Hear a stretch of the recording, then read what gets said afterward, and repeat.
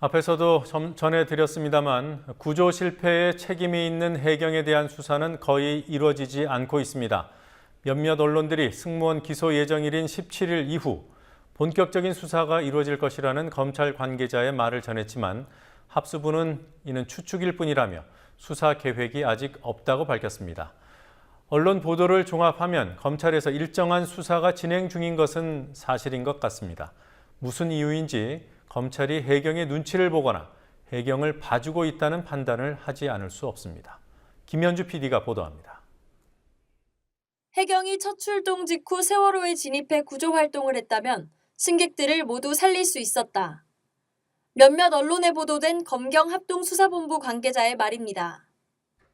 대검찰청 디지털 포렌식 센터가 실시한 세월호 침몰 직전의 경사도 분석도 이런 판단을 뒷받침해줍니다. 적절한 판단이지만 늦어도 한참 늦었습니다. 지난달 28일 초기 구조 장면이 추가로 공개됐을 때 국민TV는 해경이 처음 현장에 도착한 9시 30분쯤 바로 선내 진입이 충분히 가능했고 그랬다면 대부분의 승객을 구할 수 있었다고 보도했습니다. 이후에도 해경에 대한 수사를 촉구하는 유가족의 입장을 지속적으로 보도했습니다. 그러나 수사본부는 해경에 대한 수사에 매우 소극적인 입장으로 일관했습니다.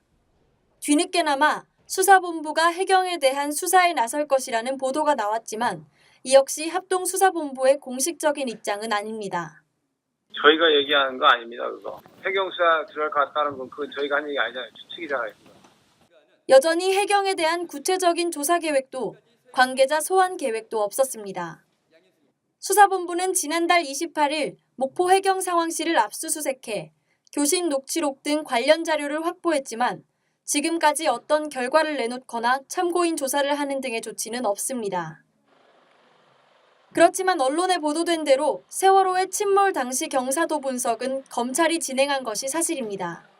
해경의 구조 실패 책임을 규명해야 할 필요성을 검찰 내부에서도 인식하고 있지만 해경이 합동수사본부에 속해 있는 만큼 수사를 적극적으로 진행하지 못하는 것이 아니냐는 의심을 할 수밖에 없습니다.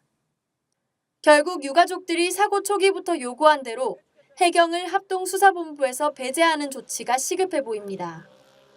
해경 내부적으로 입을 맞추고 증거를 은폐할 가능성이 농후하지만 합동수사본부는 여전히 시간만 벌어주고 있습니다.